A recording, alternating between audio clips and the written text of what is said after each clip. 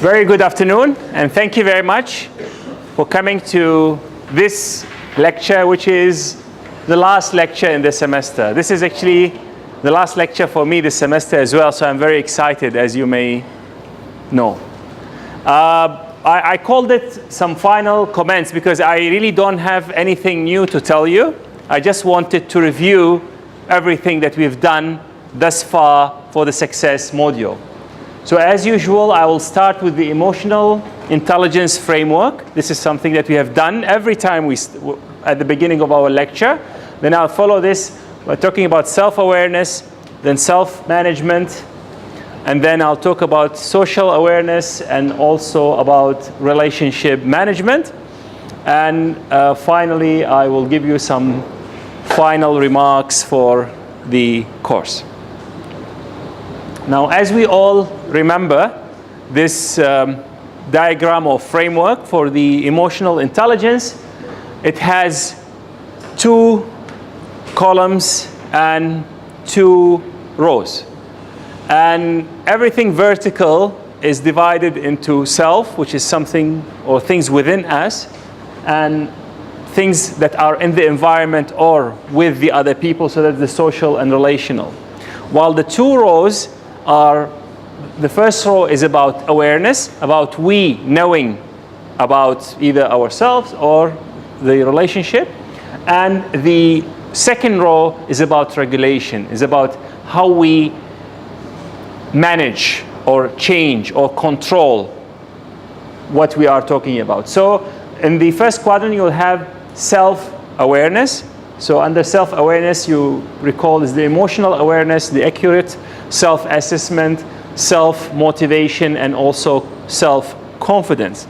And this is a cornerstone, as we said, because it helps us eventually achieve the self-management. How do we manage ourselves? And this is really about emotional self-control, transparency, adaptability, achievement orientation, initiative, and optimism. So if you could see what we are trying to say here is that being optimistic is a choice. Being performance-driven or achievement-driven is a choice that we can make.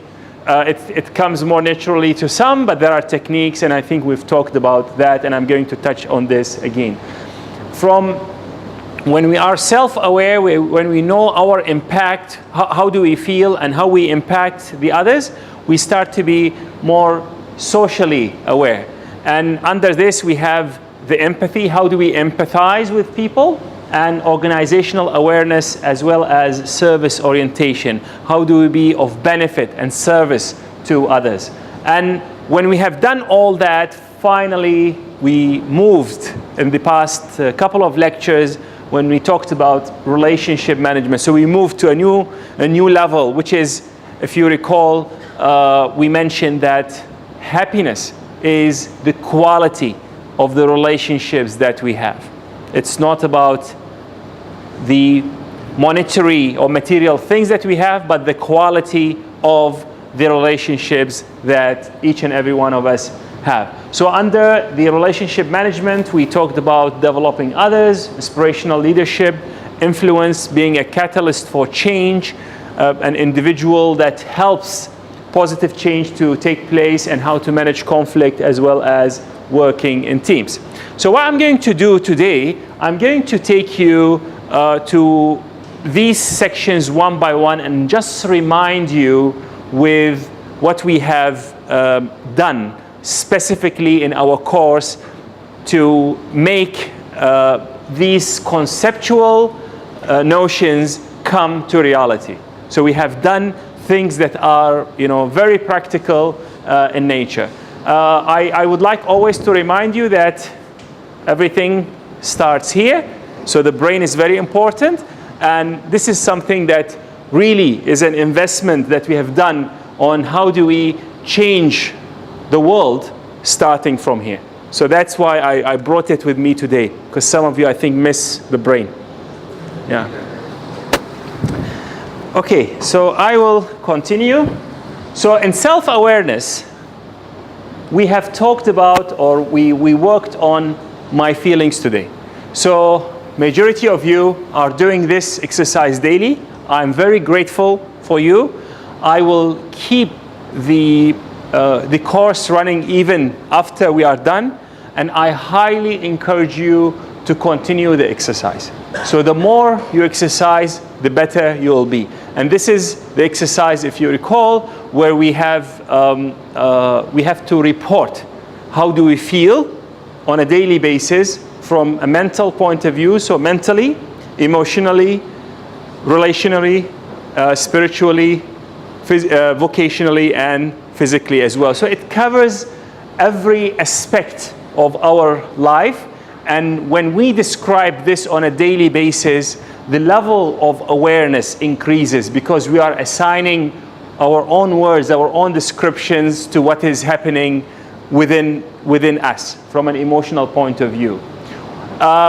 The SOAC, the Strength, Opportunities, Areas for Improvement and Challenges, if you recall, was really about accurate self-assessment.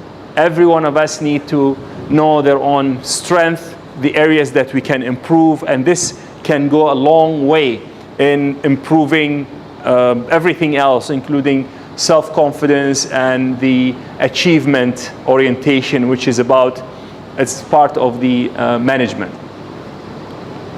The self-management is when we are taking control of what's happening in our brain. We are rewiring our brain. And if you recall, the brain rewiring happens when every one of us, every day, mentions the 5 things that we are grateful for on open learning. I think we talked about the theory about that, behind that. It's very easy for us to remember the negative things. It's very easy. We don't need to go do any exercise to realize if we feel pain, if we feel that we are insulted, if we feel that the room is hot. These things will happen automatically. But for us to realize the blessings, the positive things that we have been having requires an exercise, requires that we exercise our mental muscles to be aware of that. So in self-management, when we rewire our brains, we are literally exercising a self-management. Now, we also performed meditation. And meditation, when I introduced it to you, was just to show you its impact and its power. At the end of the day, it's really your choice to use that beyond the classroom. But I would like you to remember that this technique is available for you, and you can always refer back to the lecture, listen to the audio file, and perform the technique on your own. And I remember that quite a number of you, as well as the online students, they mentioned very positive things about the meditation technique. Now, I hope that you still have your opportunity notes. Anyone lost their opportunity note? Yeah. So this is if you think about it, this is a self-management. This is a self-management exercise. When you are replacing the P words in your life with opportunities, challenges, you are literally managing yourself, forcing yourself towards a more positive pathway. And I hope, and I've noticed quite a number of you have stopped using the word, and that's very powerful. As you move on in life, this is going to have a huge impact. So today, after the class, I'll have a signing up session. If anyone wants me to sign their opportunity notes, you just bring it up and I'll sign it for you. So we can do that. Yes, we can do that. So what I'm really trying to do here is to put everything that we have been working on together, all of you, the online students, and show you how this fits into the emotional intelligence framework. Social awareness, if you recall, we talked about empathy. And empathy is when you feel for the other people. It's not sympathy. It's not even endorsing of what they do, but feeling how do they feel. And if you recall, we did the mirroring exercise, and we also studied each other's and then presented to them how do they feel that day. And listening was a very important part of empathy. And I would like you to keep on, do that active listening in your life with your loved ones, with your families, with your friends. That's the most important thing, the most valuable thing that you could give to anyone, is to actively listen to them, not to judge them. Try to understand how do they feel. Put yourself literally in their shoes.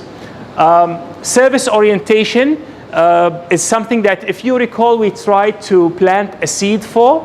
I brought the EPIC people who have built the house, built a number of houses, and we have set that goal, I believe, that before you guys graduate, you will be building a house. So this is really one avenue for service orientation, when you build a house for a deserving family.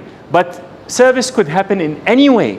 I think if you go to a restaurant and you leave your place clean, I think this is itself is in a way a service orientation that you can be proud of. And it's all about social awareness, about what impact your presence has on other people. The epic of the entire course, as I've mentioned a number of times, is really relationship management.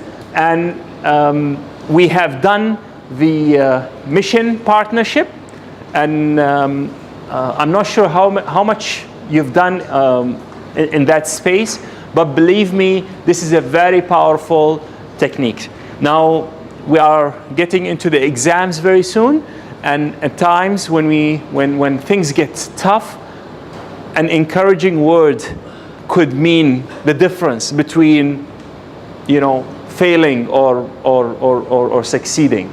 And never underestimate the power of the word that you can exercise on your partner. So I encourage you to actively utilize that relationship that we've forged, and encourage your mission partner with positive words, messages, cards, telling them that I believe in you. And expect magic to happen, and it will happen, believe me. Now, even if you don't need anyone to encourage you, maybe the partner needs. And believe me, when you are involved in developing others, you are developing yourself as well. Because life is about not only taking, but it's about giving as well. And by giving, you become better people, better engineers, better leaders, better managers, better parents and sons and daughters, and so on and so forth. So if you see that, if I call my mission partner and tell him or her, your goal is to achieve that kind of results, so through that you indicate that you still remember the goal, and I know that you will do it, or I believe you can do it, or I have no doubt that you will achieve it. I think this is going to give, with repetition, will give the assurance to the person who have declared that goal, that he or she is capable of doing it. That was one of the techniques that I thought is a simple thing that every one of us could do it. Definitely developing others could be much bigger than that, but I thought at least to give you the taste of being part of other people's success, and how sweet that taste is when you are being part of other people's success. We talked about conflict management, and if you recall, the technique was very simple. We said conflict normally emerges from misunderstanding, and the misunderstanding could be when we misunderstand ourselves, and it could be when we misunderstand others. and also it could be when we misunderstand the environment. And when we settle these misunderstandings, when we replace the ignorance with the knowledge, often a third pathway that could be superior to what we are fighting over presents itself. And always we would like you to look for the third option that's good for both parties, so that we don't have to have the conflict in the first place. The last thing that we've done, if you recall, was success, and that was the communication framework that we introduced. And success stands for simple, unexpected, credible, concrete, emotional, stories, and simulation.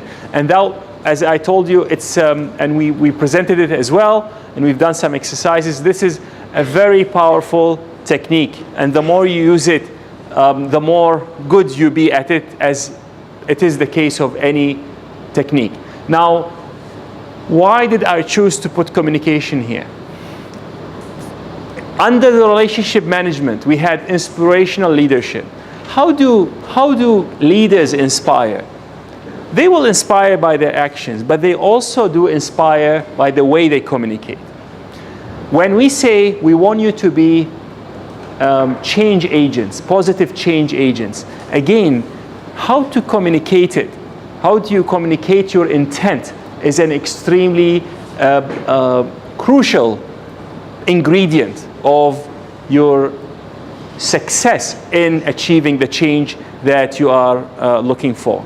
And finally, we talked about teamwork, and all this work that you have been doing in teams is to build that positive relationship that you have with the team, with its ups, with its downs, with its conflict that you have managed, and the eventual triumph that you guys have achieved. And I'm very proud of each and every one of you. So this is what we have put in the realm of the relationship management. I am done. But before I leave, I really would like to leave you with this quote. So this is by Winston Churchill, and this was in a very crucial moment in the war, when the war started maybe to change slightly, in a certain direction. He said, "Now this is not the end. This is not even the beginning of the end, but it is perhaps the end of the beginning." So I would really like you to leave with this, because the end of the emotional intelligence and success course is not the end of you to work and invest on developing yourselves, rewiring your brains, creating self-awareness. This is not about you sitting and getting a mark for this course. It is beyond that, and it is, my hope, it is a journey that we are all starting today here together at Taylor's Lakeside campus, and all the people who are watching us online. And I hope that we continue creating and developing more self-awareness, developing more self-management, developing more social awareness, and also managing our relationships towards a fulfilling and a happy life. So I will take some questions, if any. Anyone has any question related directly to the course?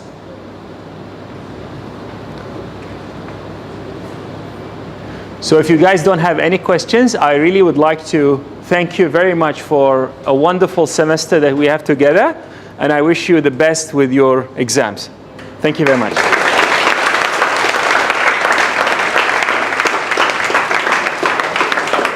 Well done.